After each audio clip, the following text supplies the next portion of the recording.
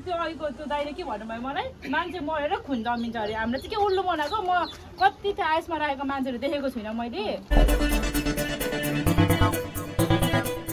पथरी अपडेट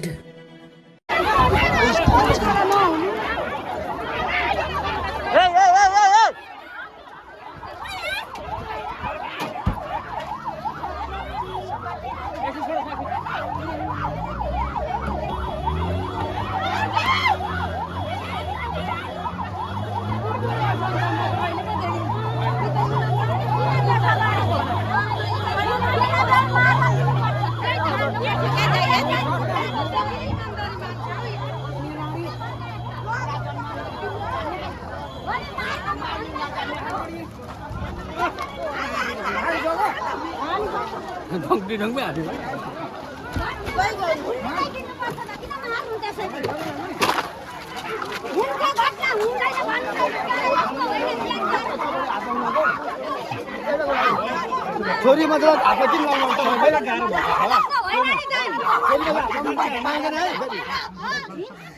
छोरी मतलब हातमा पाइँदैन नि तपाईँले मैले पढी खोइ यहाँको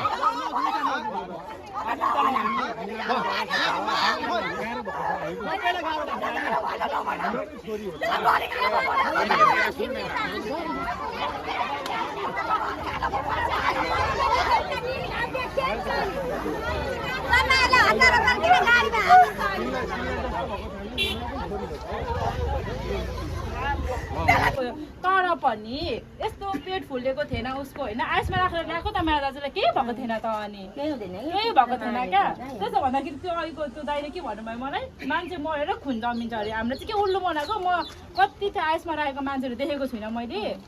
मेन चाहिँ कुरा के चाहिँ तर यो बहिनीको पेट के भएर फुल्यो ओट कसरी कालो भयो को सुसाइड गरेर मरेको भने कसरी त्यो डोरी काट्यो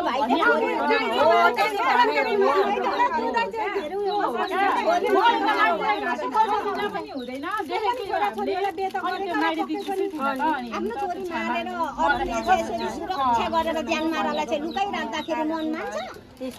त्यत्रो ठुलो मान्छे भित्र सानो भाइले कसरी झाएर मुनि त भाइ त कति पनि छैन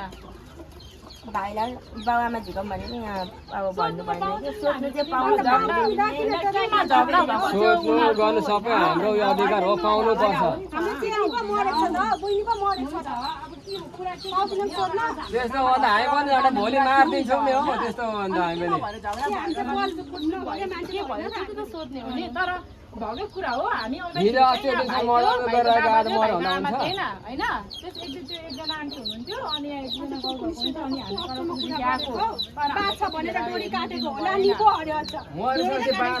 मारेपछि बाँच्छ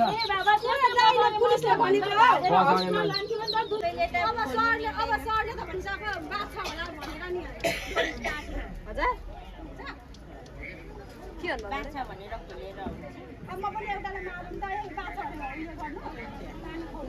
पानी खको पनि हाम्रो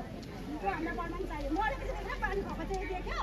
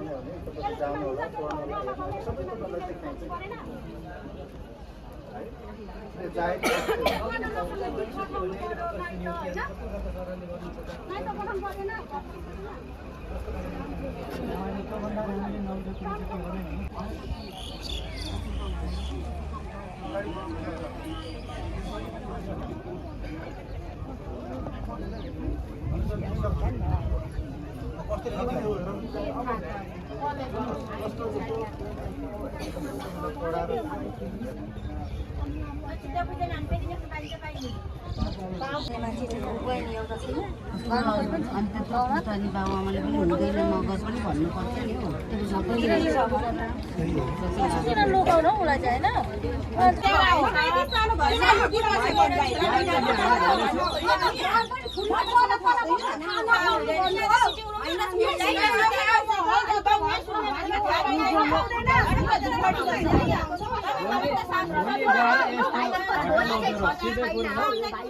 यो पुलिस भाइहरुको छोरी त्यो भाइलाई मात्रै लगेर हुँदैन त्यो भाइले मात्रै मारेको होइन होला यहाँ भाइले मात्र झुन्डेको मान्छे नभए झुन्डेको हुनुपर्छ झुन्डेको मान्छे पनि होइन झुन्डाएर मारेको पनि होइन यो भुटेर मारेको मान्छे हो हैन हेर्दा झुन्डेको प्रुफ चाहियो जिउमा कसरी निर्दाम भयो कसरी भयो होइन भने बाउ आमा सबै चाहिन्छ हामीलाई परिवार झुन्डेको मान्छे डोरी काट्नु कुन अधिकारमा दिएको छ कुन कानुनले दिएको छ झुन्डेको मान्छेको डोरी काट्नु हुन्छ झुन्डेको मान्छेमा कुनै पनि नियम कानुनमा छैन त्यो झार्ने उ गर्ने पुलिसकोहरूको मात्रै उयो छ यहाँनिर उनीहरूले मात्रै काटेर उयो गरेर झार्ने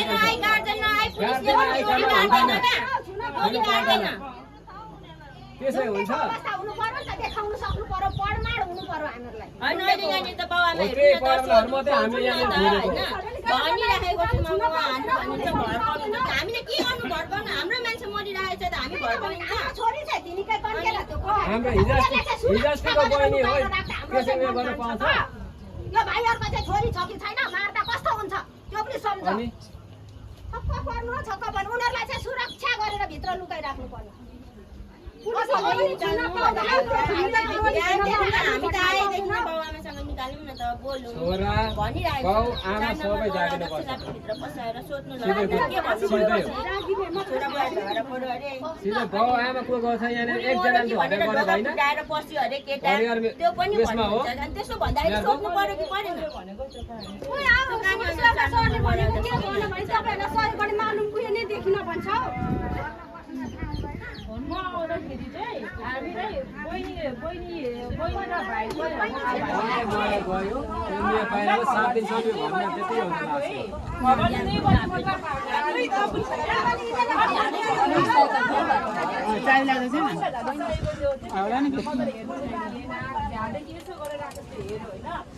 के भने पत्याउनु पर्यो नि त बताउनु पर्यो नि त त्यतिको मुखले मात्रै त्यो लेखेर मात्रै हुन्छ गाउँ समाजले ठहराउनु पर्यो एक नम्बरमा समाज खुसी भयो पैसाले त समाज मिल्दैन त्यहाँ पैसाले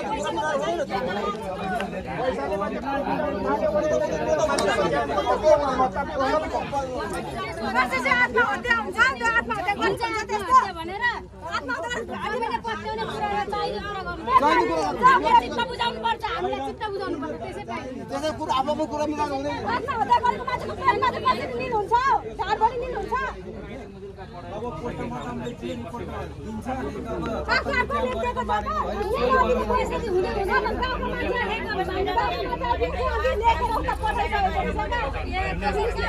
त अब त्यो उनीहरूले भयो कि राम्रो हुनेवाला चुप बस्दिन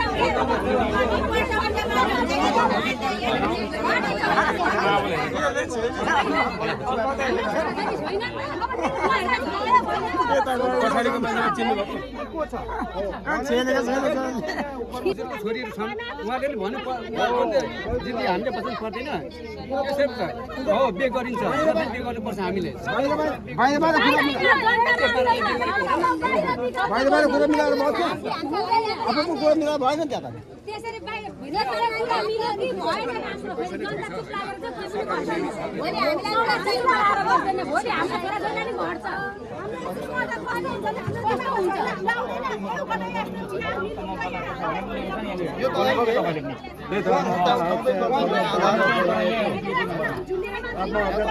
आफै गरेको भनेर लेखेको छैन नि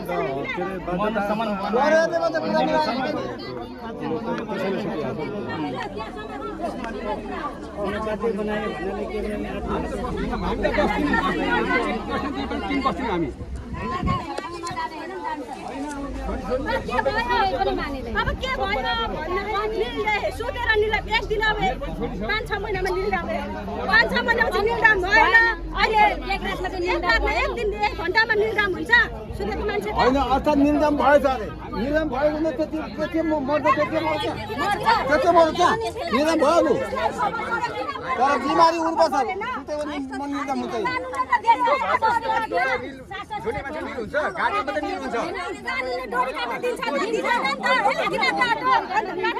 पुलिसले डोरी काट्न दिँदैन आफ्नो मान्छे आइकन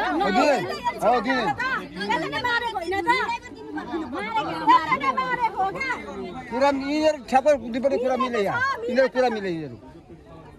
त्यसरी मिलेको समाज मान्नु पर्यो नि समाजले नि मान्दैन